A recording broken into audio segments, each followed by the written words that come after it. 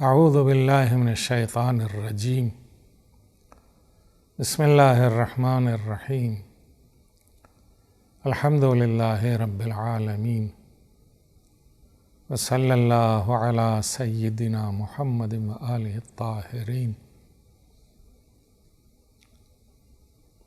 ولعنۃ اللہ علی اعدائہم اجمعین من الآن الی قیام یوم الدین۔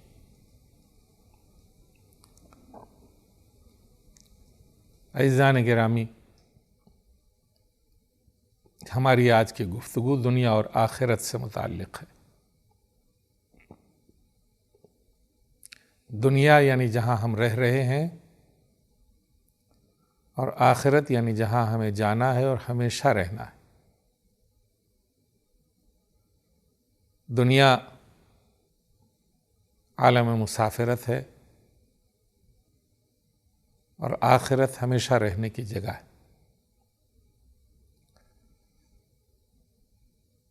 پروردگار عالم نے اس جگہ کو کہ جس جگہ ہم ابھی موجود ہیں،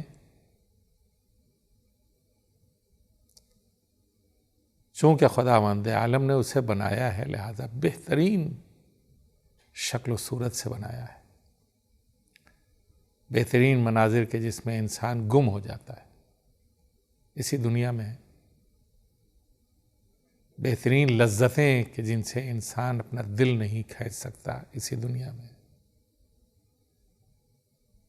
بہترین حسین چیزیں اور حسین منظر اسی دنیا میں ہے، اور بدترین مناظر بھی اسی دنیا میں ہے، دل کو دہلانے والے مناظر بھی اسی دنیا میں، دل کو تکلیف پہنچانے والے بھی مناظر بھی اسی دنیا میں، خود کو اذیتیں پہنچانے والے، دوسروں کو اذیتیں پہنچانے والے مناظر ساری کی ساری اسی دنیا کے اندر۔ دنیا خداوند عالم نے حسین بنائی ہے، اس کے باوجود اس دنیا کا نام دنیا رکھا ہے، یعنی پست ترین۔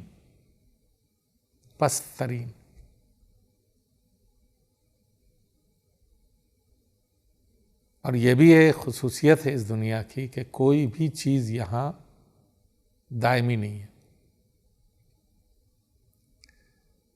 ہر چیز یہاں متغیر ہے، تبدیلی ہے۔ وقال امیر انیس، ثبات ایک تغیر کو ہے زمانے میں۔ یہاں تغیر ہی کو ثبات ہے، یہاں ہر چیز جو ہے وہ بدلتی رہتی ہے۔ دانہ جو ہے وہ زمین میں جا کے نہال بنتا ہے، پودا بنتا ہے، پھر درخت بنتا ہے، پھر باثمر ہوتا ہے یا بے ثمر ہی رہتا ہے۔ بڑا ہونے کے بعد پھر جب وہ اپنی عمر طبیعی کو پہنچ جاتا ہے تو وہ سوکھ جاتا ہے، خشک ہو جاتا ہے۔ یہی صورتحال انسان کی ہے۔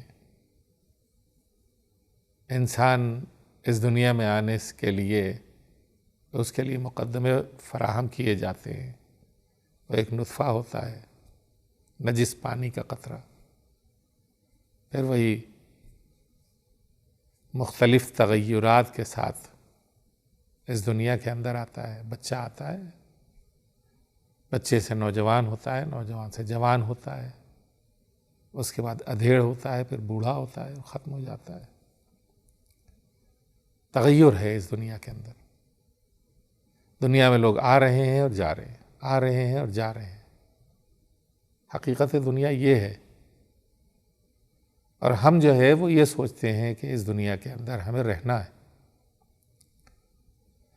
اور یہ روایات کی روشنی میں ہے کہ شیطان ہمیں بار بار القاء کرتا رہتا ہے، تلقین کرتا رہتا ہے کہ ابھی تو رہنا ہے تم بعد میں کر لینا، نماز بعد میں پڑھ لینا، عبادت بعد میں کر لینا، خیرات بعد میں کر لینا، ابھی تو دنیا پڑی ہوئی ہے۔ یہی وجہ ہوتی ہے کہ بہت سے لوگ جو ہے وہ بے توجہ ہوتے ہیں اس بات سے، جوانی میں عبادت نہیں کی، جوانی میں روزہ نہیں رکھا، بڑھاپا آیا تو عبادت کرنا شروع کی، گویا جب کمزور ہو گئے تو اب خداوند عالم کو ایک طرح کی رشوت دینا شروع کی کہ پالنے والے بخش دے۔ البتہ وہ بہت ارحم الراحمین ہے کہ وہ بخشنے کے اوپر آتا ہے تو بہت کچھ بخشتا ہے۔ اس دنیا کے لیے پیغمبر اکرم صلی اللہ علیہ وآلہ وسلم نے اس کی حقیقت اور اس کے اندر جو چیزیں ہیں اس کی حقیقت بیان کرنے کے لیے فرمایا کہ نعم العون علی طاعت اللہ المال، مال دنیا جو ہے، جو بہت سے لوگوں کو گمراہ کرتا ہے، بہت سے لوگوں کو خدا کے آگے شیر بنا دیتا ہے، بہت سے لوگوں کو جو ہے وہ ظلم کرنے کے اوپر آمادہ ہو جاتا ہے، آمادہ کر دیتا ہے۔ پیغمبر اکرم صلی اللہ علیہ وآلہ وسلم فرماتے ہیں کہ اللہ کی عبادت میں بہترین مددگار مال دنیا ہے۔ اللہ کی عبادت میں، اللہ کی اطاعت میں، اللہ کی فرما برداری میں بہترین مددگار کیا چیز ہے؟ مال دنیا۔ اس کے بعد پھر فرماتے ہیں کہ نعم العون علی الآخرۃ الدنیا، آخرت کے لیے بہترین مددگار کون سی چیز ہے؟ فرماتے ہیں آخرت کے لیے بہترین مددگار اور بہترین وسیلہ اور ذریعہ جو ہے، جو آخرت کمانے کے لیے مدد کرتا ہے، وہ دنیا ہے۔ آپ سوچئے کہ دنیا کا یہ پہلو کتنا قیمتی ہے۔ اسی دنیا کے اندر 1,24,000 انبیاء بھی آئے اور لاکھوں اولیاء آئے، ائمہ معصومین علیہم السلام اگر آئے اس دنیا کے اندر، اگر یہ دنیا جو ہے وہ اتنی خراب ہوتی تو ان شخصیتوں کو یہاں بھیجا جاتا؟ نہیں بھیجا جاتا۔ یہ شخصیتیں آئیں، انہوں نے عبادتیں کی، خداوند عالم کی عبادت گاہ ہے دنیا، عبادت گاہ ہے دنیا، نیک اعمال کی جگہ ہے دنیا، خیر و خیرات کی جگہ ہے دنیا۔ کہیں اور یہ کام آپ نہیں کر سکتے، کہیں بھی نہیں کر سکتے۔ اس دنیا کے پہلے کے منزل میں اور اس دنیا کے بعد کی منزل میں بھی آپ کہیں کچھ نہیں کر سکتے، اس لیے کہ وہ آخرت منزل جزا ہے۔ جو آپ نے یہاں دنیا میں کیا اس کا جزا یا اس کا بدلہ آپ کو ملے گا۔ اچھا کام کیا ہے تو بہترین جزا ملے گی، برا کام کیا ہے تو سزا ملے گی۔ یہ دنیا ایسی ہے، تو یہ دنیا سجدہ گزاروں کی دنیا ہے، یہ عبادت کرنے والوں کی دنیا ہے، یہ خیرات کرنے والوں کی دنیا ہے، یہ مدد کرنے والوں کی دنیا ہے، یہ دوسروں کے ساتھ رحم کرنے والوں کی دنیا ہے۔ کتنی اچھی چیز ہے یہ، کتنی اچھی جگہ ہے یہ۔ لیکن حقیقت ہے کیا؟ ہم اس دنیا میں گم ہو جاتے ہیں، اور جب ہم اس دنیا میں گم ہو جاتے ہیں تو یہی وہ منزل ہے کہ جہاں ہم کو سختیوں کا سامنا کرنا پڑتا ہے۔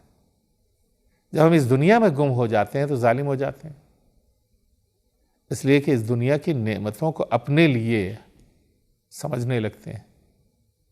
جب اپنے لیے سمجھنے لگتے ہیں تو دوسروں کے حقوق مارتے ہیں، دوسروں کا حق چھینتے ہیں، دوسروں کی زمین جائیداد چھینتے ہیں۔ اگر اس دنیا کو اپنے لیے سمجھنے لگے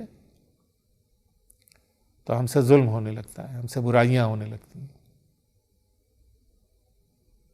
خود اپنی جگہ کے اوپر دنیا خراب نہیں ہے۔ اگر دنیا خراب ہوتی تو خداوند عالم اپنے محبوب کو کسی خرابے میں ڈالتا؟ نہیں ڈالتا۔ اپنے محبوب ترین بندوں کو کسی ایسی جگہ کے اوپر رکھتا؟ نہیں رکھتا۔ اگر ظالم اہل بیت علیہ السلام کے اوپر ظلم نہ کرتے اور انہیں گویا سکون کی زندگی گزارنے دیتے تو وہ کتنی عبادتیں کرتے اور کتنا لوگوں کے ساتھ لطف و کرم کرتے کہ یہ دنیا خود جنت نظیر ہو جاتی۔ حقیقت کیا ہے؟ حقیقت یہ ہے کہ دنیا کی محبت میں انسان گرفتار ہوتا ہے، اور جب انسان دنیا کی محبت میں گرفتار ہوتا ہے تب وہاں منزل آتی ہے کہ اس سے خطائیں سرزد ہوتی ہیں۔ پیغمبر اکرم صلی اللہ علیہ وآلہ وسلم یہ بڑی مشہور حدیث ہے، حب الدنیا رأس کل خطیئہ، دنیا کی محبت تمام خطاؤں، تمام گناہوں کی جڑ ہے، دنیا کی محبت۔ اگر اس دنیا سے محبت نہ کرے آدمی تو گناہ اس سے نہیں ہوگا۔ یہ دنیا کی محبت ہے جو اس سے گناہ کراتی ہے، جو اس سے خطائیں کراتی ہے، جو اس سے ظلم کراتی ہے، جو اسے فرعون بنا دیتی ہے، جو اسے نمرود بنا دیتی ہے، حامان و شداد بنا دیتی ہے۔ دنیا کی محبت ہے، دنیا کی محبت ہے جو بھائی کو بھائی سے قتل کرا دیتی ہے، باپ کو بیٹے سے قتل کرا دیتی ہے، عزیز کو عزیز سے دور کر دیتی ہے۔ یہ دنیا کی محبت ہے۔ شرط یہ ہے کہ اس دنیا کے اندر گرفتار نہ ہوا جائے، اس دنیا کی محبت میں مبتلا نہ ہوا جائے۔ یہ دنیا بہترین جگہ ہے، لیکن اگر انسان اس دنیا کے اندر جو ہے اپنے آپ کو گم کر دے اور فریب میں مبتلا ہو جائے تو یہ دنیا ظلمت کدہ ہے، تاریک ہے اور قابل نفرت بھی ہے۔ پیغمبر اکرم صلی اللہ علیہ وآلہ وسلم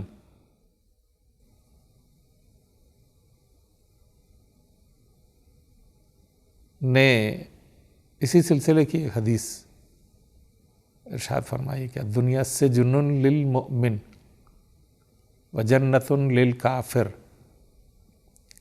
دنیا مومن کے لیے قید خانہ ہے۔ یہ مومن کے لیے قید خانہ کیوں بنا دی گئی؟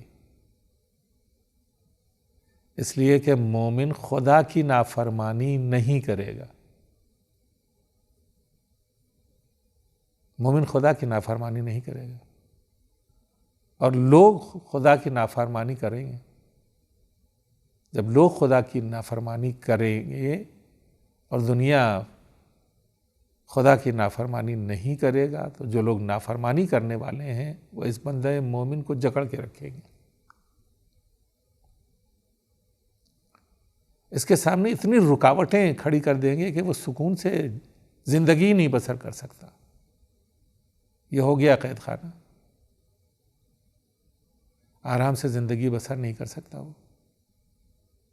لہذا مومن کے لیے سجن ہے، یعنی زندان ہے، قید خانہ ہے۔ وجنت للکافر، اور کافر کے لیے تو جو خدا سے دور ہے وہ دنیا کی لذتوں سے فائدہ اٹھاتا ہے اور وہ اسی کو اپنی جنت سمجھتا ہے۔ آدمی کو غور کرنا چاہیے کہ ہم کس کی بنائی ہوئی دنیا میں زندگی بسر کر رہے ہیں، اور اگر اللہ کی بنائی ہوئی دنیا میں زندگی بسر کر رہے ہیں تو آیا یہ سزاوار ہے، درست ہے کہ ہم اس کی دنیا میں زندگی بسر کریں اور اس کی نافرمانی کریں؟ ہرگز ایسا نہیں ہے۔ ہمیں اس کی نافرمانی نہیں کرنا چاہیے، اس کی نافرمانی ہی گناہ ہے اور اس کی فرما برداری ہی ثواب ہے۔ امر بالمعروف اور نہی عن المنکر کے یہی معنی ہے۔ امر بالمعروف یعنی خدا کی باتوں کے اوپر، اس کی تعلیمات کے اوپر عمل بھی کرنا، دوسروں کو حکم دینا، اور نہی عن المنکر یعنی برائیوں سے لوگوں کو روکنا۔ یہ اس دنیا کا بہترین رول اور دستور العمل ہے۔ امام محمد باقر علیہ السلام فرماتے ہیں کہ جو شخص لوگوں کے درمیان اپنی آبرو کو محفوظ رکھنے کے لیے اور گھر والوں کی پرورش کرنے کے لیے اور ہمسایوں کے ساتھ روزی حاصل، ہمسایوں کے ساتھ مہربانی کے لیے رزق حلال کرے، رزق حلال کمائے، رزق حلال کی جستجو کرے، وہ اس دنیا کے اندر جب اس طرح کے گویا مشکلوں اور اس طرح کے گویا کاموں میں مبتلا رہے، کس لیے؟ تو ہماری گفتگو کا موضوع دنیا اور آخرت۔ امام فرماتے ہیں کہ جو شخص لوگوں کے درمیان اس طرح زندگی بسر کرے کہ جو کچھ بھی گویا اس دنیا سے حاصل کرے اس سے اپنی آبرو بچائے، اس سے عزت مند زندگی بسر کرے، اور اپنے گھر والوں کی پرورش کرے، جو کچھ بھی ارن کرے اس سے 3 بنیادی فائدے حاصل کرے، وہ کمائے برائی کی راہ پہ خرچ کرنے کے لیے نہیں، بلکہ اپنی عزت و آبرو بچانے کے لیے اور محفوظ کرنے کے لیے اور عزت بڑھانے کے لیے، گھر والوں کی پرورش کرنے کے لیے، ہمسایوں کے ساتھ اچھائیاں کرنے کے لیے۔ اگر وہ رزق حلال کما رہا ہے اور اس راہ میں تگ و دو کر رہا ہے اور زندگی بسر کر رہا ہے، تو آخرت میں وہ خدا کی بارگاہ میں جب جائے گا اور خدا سے ملاقات کرے گا تو امام فرماتے ہیں کہ اس کا چہرہ 14ویں کے چاند کی طرح چمکتا ہوا ہوگا۔ یہ ہے دنیا اور آخرت۔ دنیا اگر اس طرح بڑھتی جائے تو آخرت اتنی نورانی ہوتی ہے جیسے 14ویں کے چاند کے مانند اس کا چہرہ ہو۔ حقیقت یہ ہے کہ ہم نے اس دنیا کو غلط معنی میں لیا ہے، جب ہی ہم بہک جاتے ہیں، لیکن اگر اس کو صحیح معنی میں لیں تو کبھی نہیں بہکیں گے۔ ایک آخری حدیث اس موضوع کی آپ کی خدمت میں عرض کر کے اپنی گفتگو کو آگے بڑھانا چاہتا ہوں۔ پیغمبر فرماتے ہیں یا عجباً کل العجب للمصدق بدار الخلود وہو یسعی لدار الغرور۔ کس قدر تعجب کی بات ہے اس شخص کے لیے کہ جس کے لیے آخرت کی ہمیشگی ثابت ہو چکی ہو، جو تصدیق کر چکا ہو کہ آخرت ہمیشہ رہنے والی ہے، آخرت میں جو جنت ہمیں ملنے والی ہے وہ ہمیشہ رہنے والی ہے، جو نعمتیں ملنے والی ہیں وہ ہمیشہ ہمارے پاس رہنے والی ہیں، جو عزت و دولت وہاں ملنے والی ہے وہ ہمیشہ ہمارے پاس رہنے والی ہے۔ تعجب ہوتا ہے ایسے شخص کے اوپر کہ جو اس بات کی تصدیق کرتا ہو اور آخرت اور دنیا کے پیچھے بھاگ دوڑ کرنے میں مصروف ہو، کہ جو دار الغرور ہے یعنی دھوکے کی ٹٹی ہے، یعنی دکھائی دینے والی ہے اور نہیں دکھائی دینے والی بھی ہے، یعنی فنا ہو جانے والی ہے یا جلدی مٹ جانے والی ہے، اس کے پیچھے دوڑتے رہنا، پوری زندگی اس کے پیچھے دوڑتے رہنا۔ اس میں سبھی شامل ہیں، سبھی شامل ہیں، ہم بھی شامل ہیں، آپ بھی شامل ہیں، عمامے بھی شامل ہیں، ٹوپیاں بھی شامل ہیں، پینٹ کوٹ والے بھی شامل ہیں، سادے انسان بھی ہیں، سبھی شامل ہیں۔ لیکن حقیقت کیا ہے؟ حقیقت یہ ہے کہ اگر کوئی آدمی کسی چیز کی تصدیق کرے، کسی چیز کے اوپر ایمان لے آئے، خدا کے قول کے اوپر ایمان ہے کہ نہیں؟ سورہ رحمان یا مختلف سوروں میں جنت کی جو تصویریں بیان کی گئی ہیں ان پر ایمان ہے کہ نہیں؟ لیکن ان قیمتی اور لذیذ اور رنگین چیزیں جو ہمیں بیان کی گئی ہیں ہمارے سامنے، ہم قرآن کی ہی طرح ان کی تصدیق کرتے ہیں، لیکن اس کے باوجود دنیا کی لذتوں میں جو فنا ہو جانے والی ہے، ایسی لذت جو یہیں زبان کے اگلی 2-3 انگل جو زبان کی دنیا ہے، جہاں خداوند عالم نے قوت ذائقہ رکھی ہے، یہی ہے لذت دنیا۔ وہاں سے نیچے اتری نہیں کہ غذا کا ذائقہ ختم ہو گیا، پیٹ میں گرانی پیدا ہوئی، مختلف قسم کی بیماریاں پیدا ہوئیں، انسان قبض کا شکار ہوا، ڈاکٹر اور یہ اور وہ علاج مختلف طریقے سے۔ یہ ہے دنیا کی حقیقت۔ اس سے کھول کر کے بیان کرنے کی ضرورت نہیں ہے. ہمیں سوچنا چاہیے کہ یہی دنیا سجدگاہ بھی ہے. پیغمبر فرماتے ہیں جعلت لی الارض مسجدا و طہورا، یہ زمین ہمارے لیے مسجد بنائی گئی ہے اور طہور بنائی گئی کہ جس کے ذریعے ہم تیمم کرتے ہیں، طہارت حاصل کرتے ہیں.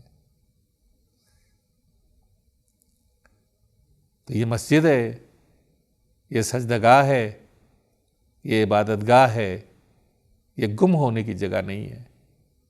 ہمیں کوشش یہ کرنی چاہیے کہ دنیا میں گم نہ ہو جائیں. اگلا موضوع جس کی طرف ہمیں اشارہ کرنا ہے وہ ہے موت کو یاد کرنا، یاد مرگ. موت کیا ہے؟ موت در حقیقت خود زندگی ہے. موت در حقیقت خود ایک ایسی زندگی ہے کہ جو دائمی ہے.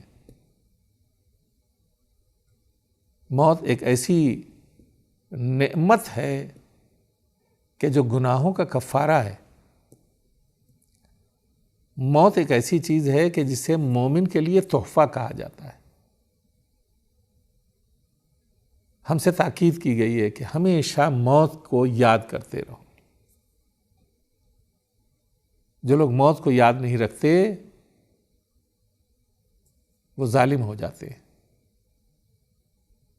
وہ دنیا کی نعمتوں کو اپنے لیے ہڑپ کرنے لگتے ہیں، دوسروں کے اوپر ظلم کرنے لگتے ہیں، اس لیے کہ موت یاد نہیں رہتی. موت کو یاد رکھنا ہر انسان کے لیے ضروری ہے. قرآن کریم نے بہت سی آیتیں موت کے سلسلے میں ارشاد فرمائی ہیں. ارشاد ہوتا ہے اینما تکونوا یدرککم الموت ولو کنتم فی بروج مشیدہ. تم جہاں بھی ہوگے موت تمہیں آ کر رہے گی. تم جہاں بھی ہو، چاہے مضبوط سے مضبوط قلعوں میں اپنے آپ کو بند کر کے رکھو، موت وہاں بھی تمہیں آئے گی. موت تمہیں وہاں بھی آئے گی. کل نفس ذائقۃ الموت ثم الینا ترجعون. یا کل نفس ذائقۃ الموت وانما توفون اجورکم یوم القیامۃ فمن زحزح عن النار وادخل الجنہ فقد فاز وما الحیاۃ الدنیا الا متاع الغرور. ہر شخص کو موت کا مزہ چکھنا ہے، ہر نفس کو موت کا مزہ چکھنا ہے. اور جو تمہیں اجر دیا جائے گا تمہارے عمل کا، تمہاری زندگی میں جتنے بھی تمہاری ایکٹیویٹیز ہیں اس کا تمہیں اجر دیا جائے گا. ان ایکٹیویٹیز میں تم نے کیا کیا کیا ہے، اچھے کام کیے ہیں تو بہترین اجر ملے گا، برے کام کیے ہیں تو خرابیاں اور تباہیاں آئیں گی اور تمہیں سزا ملے گی. فمن زحزح عن النار، جس نے اپنے آپ کو آتش جہنم سے محفوظ کیا، دور کیا، وادخل الجنہ، اور جنت میں داخل ہوا، فقد فاز، تو اسے کامیابی ہی کامیابی ملی. وما الحیاۃ الدنیا الا متاع الغرور. اور یہ دنیا کی زندگی ایسی ہے کہ جو دھوکے کی ٹٹی ہے. ایسی ہے کہ جیسے کوئی سراب میں دور سے اسے پانی نظر آتا ہے ریتیلے میدان میں، جب وہ قریب جاتا ہے تو وہ پورا میدان خشک چٹیل میدان نظر آتا ہے. ایسے ہی دنیا ہے اور اس کی رنگینیاں ہیں. ہمیں موت کو ہمیشہ یاد رکھنا چاہیے. پیغمبر اکرم صلی اللہ علیہ وآلہ وسلم کا یہ قول ہے کہ الموت کفارۃ لکل مسلم. موت مسلمان کے لیے، ہر مسلم کے لیے، ہر مسلمان کے لیے کفارہ ہے. مسلمان میں ہم سب شامل ہیں. خدا کے آگے تسلیم ہو جانے والے سب کے سب مسلمان ہیں. آپ فرماتے ہیں الموت کفارۃ لکل مسلم. کیوں؟ اس لیے کہ موت ہی جو ہے وہ اس کی خطاؤں اور اس کے گناہوں کی معافی کا ذریعہ بنتی. کفارہ جو ہے وہ کسی چیز کا عوض دینا. روزہ ہم نے نہیں رکھا تو ہم کفارہ دیتے ہیں، اس کے بدلے میں مثلا 700 750 گرام غذا دیتے ہیں. موت بھی کفارہ ہے مومن کے لیے. کب کفارہ ہے؟ یہ اس وقت کفارہ ہے کہ جب انسان اپنے کو گناہوں سے بچا کے رکھے، بھول چوک سے گناہ ہو جائے، اپنے آپ کے اوپر اس کے اوپر جو واجبات ہیں ان کو ادا کرے، بھول چوک میں چھوٹ جائیں، تو یہ موت آ کر کے ان تمام بھول چوک اور ان تمام خطاؤں اور لغزشوں کا کفارہ بن جاتی ہے. اسی طرح سے مومن کے لیے فرمایا کہ تحفۃ المؤمن الموت، مومن کا تحفہ جو ہے وہ موت ہے. یعنی کتنی قیمتی چیز ہے کہ اگر کسی کو کوئی تحفہ دیا جائے تو وہ خوش ہوتا ہے. مومن کے لیے موت تحفے کی حیثیت رکھتی ہے، اور اس طرح سے تحفے کی حیثیت رکھتی ہے کہ مومن کو پسند آتی ہے موت، مومن کو محبوب لگتی ہے موت. آپ نے بار بار یہ سنا ہے اور تمام مجلسوں میں سنتے رہتے ہیں کہ جب مومن کو موت آتی ہے تو مولا امیر المومنین علی ابن ابی طالب علیہ السلام کی وہ زیارت کرتا ہے، اور اہل بیت علیہ السلام اس کے پاس آتے ہیں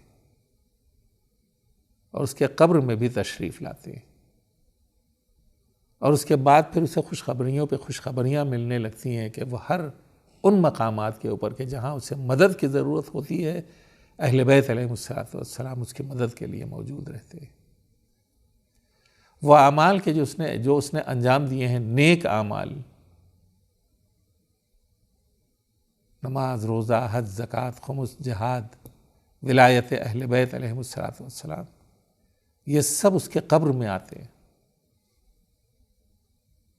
اور اس کے مونس بنتے ہیں، اس کے مددگار بنتے ہیں، اس کے دوست بنتے ہیں، اس کی تنہائی کو دور کرنے والے ہوتے ہیں، یہاں تک کہ وہ پوری برزخ کی زندگی گزار لیتا ہے اور قیامت میں بھی قدم رکھتا ہے. یہ دوست اور ندیم اس کے ساتھ ساتھ رہتے ہیں. وہ کتنا عظیم تحفہ ہے موت کہ وہ جو عمل کرتے کرتے کرتے کرتے اچانک اس سے ہی کہا جاتا ہے کہ تمہیں اب یہاں سے جانا ہے، تو اتنا خوش ہوتا ہے، اتنا خوش ہوتا ہے کہ ہم جس تمنا اور جس آرزو میں اپنی زندگی گزار رہے تھے، زندگی کے ایک سانس گن رہے تھے، اب اس کے پھل ملنے کا موقع آ گیا ہے، اس کے ثمرات ملنے کا موقع آ گیا ہے، تو انتہائی خوش ہوتا ہے. اس لیے وہ مومن جو ہوتا ہے وہ موت کو ایک تحفہ سمجھتا ہے. ایک جگہ اور قرآن مجید میں یہودیوں سے خطاب کرتے ہوئے جو ایک بات کہی گئی ہے، اس سے بھی ایک فائدہ اٹھانے کی کوشش کی جائے، اور وہ یہ کہ یا ایھا الذین ھادوا ان زعمتم انکم اولیاء للہ من دون الناس فتمنوا الموت ان کنتم صادقین. اے یہودیو، ان زعمتم انکم اولیاء للہ، اگر تم اپنے آپ کو خدا کا چہیتا ایسا سمجھتے ہو کہ خدا تمہیں دوست رکھتا ہو،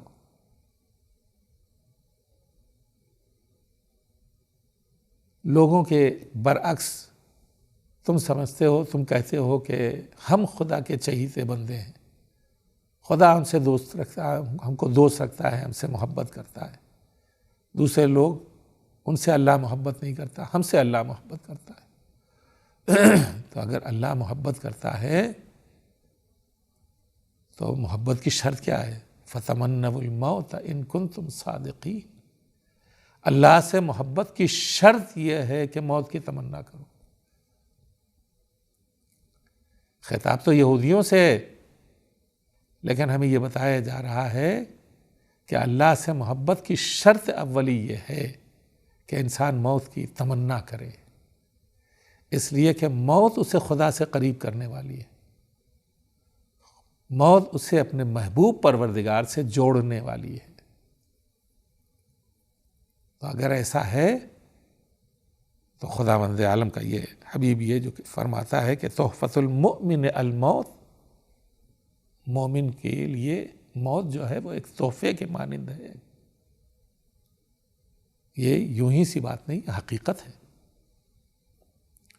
اور جب یہ حقیقت ہے تو ہمیں، اور ظاہر ہے کہ اگر ہم اس حقیقت کو سمجھتے ہیں کہ مومن جو ہے دو سکتا ہے موت کو، کیوں دو سکتا ہے؟ اس لیے کہ پسند کرتا ہے اور تحفہ ہے اس کے لیے، اس لیے کہ اسے ایسی جگہ سے نجات مل گئی ہے کہ جہاں ہر آن اور ہر لمحہ خدا کی نافرمانی کا دھڑکا رہتا تھا، ہر آن ہر لمحہ، کہیں ایسا نہ ہو کہ مجھ سے گناہ ہو جائے، کوئی خطا سرزد ہو جائے، ہر آن ہر لمحہ اسے گناہوں کا دھڑکا لگا رہتا تھا۔ اور اب اگر اسے یہ کہا جائے کہ تمہیں موت آنے والی ہے تو اسے جو ہے کتنی لذت محسوس ہوگی کہ ایسی جگہ سے چھٹکارا مل رہا ہے کہ جہاں سے ممکن تھا کہ ہم لغزشوں اور گناہوں کا شکار ہو جاتے ہیں۔ امید ہے کہ یہ گفتگو پسند آئی ہوگی۔ وصلی اللہ علی سیدنا محمد و آلہ الطاہرین۔